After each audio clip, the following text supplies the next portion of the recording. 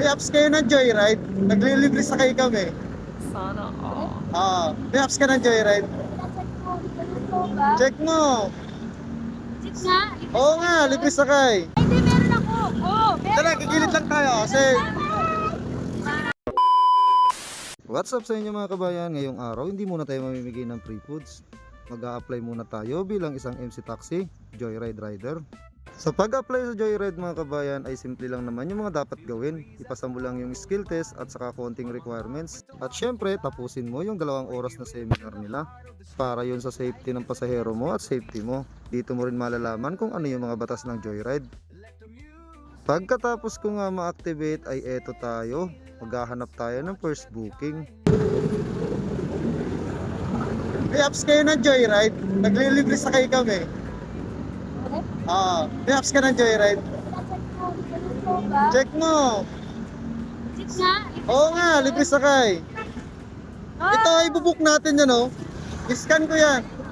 Kuya, wait lang. Kuya, wait lang. Pwede mag-install? Mag-install ka, sige, payag. Ay, hindi, meron ako. Oo, meron Tara, ako. gigilid lang tayo kasi saan punta mo? Basta pinangonan. Kahit saan, huwag lang to sa mahal mo. Ano ba? Ito na, i-scan na natin. Dali. Hindi. Ipalagay mo na yung ano mo, drop off mo at saka pick up mo. Pick up dito lang. Current location lang. Yan, current location. Yan. Hindi ka, yan, tapos ito. Yan. Ito.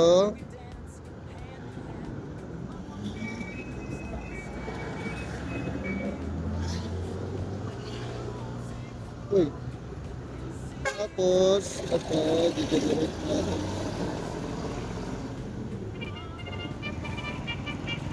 Ito ba yun? Ayan na. Oh, laki mo ha, 240 ha. Legit nga, yan. Libre? Oo. Ikaw to ha, ikaw yung Chi. Yes, ako yan. Ayan na, yung Chi. Tara Libre na. ako, kuya. Oo nga. Grabe nga, hindi nga suya nung ano meron yung araw. Grabe naman. Ano yan ate nagko-content kasi ako ng free food sa mga... Dati nasa ibang bansa ako, FW kasi ako. Tapos ngayon, pagbalik ko dito sa Pilipinas, namimigay ako ng free foods sa mga kababayan natin. Libreng pang-ulam.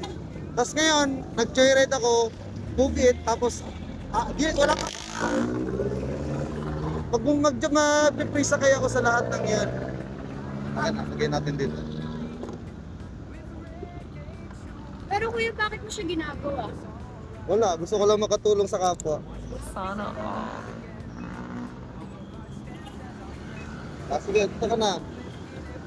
Pero okay lang sa'yo, sama ka sa vlog ko ha. Pag tayong free sakay ngayong araw. Hindi nga siya makapaniwala na nakalibre siya ng sakay.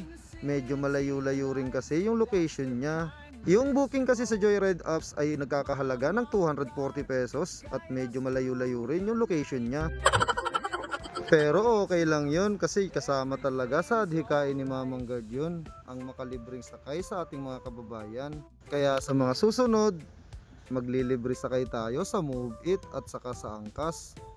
Syempre tuloy-tuloy pa rin yung pamimigay natin ng free food sa ating mga kababayan. Abangan nyo lang yan at mag-i-schedule si Commander. Sorry na agad sa mga hindi pa nai-schedule at saka sa mga nagme-message sa amin. Sobrang busy lang talaga si Mamang Guard at syempre kailangan nating kumayod. 3 buwan na kasi akong tambay dito sa Pilipinas. Sa mga nagtatanong dyan, 1 taon po yung bakasyon na binigay sa akin. Kaya dito muna ako sa Pilipinas at next year na ako mangingibang bansa ulit.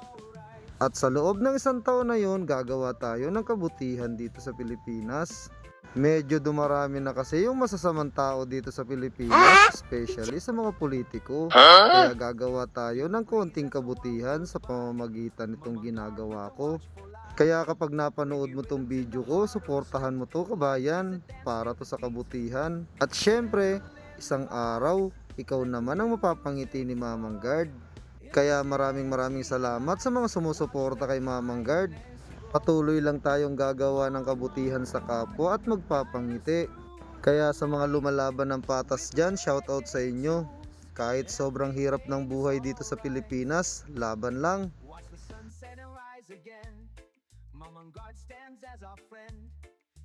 Thank you, Joyride. Thank you, Mamang Guard. God bless po.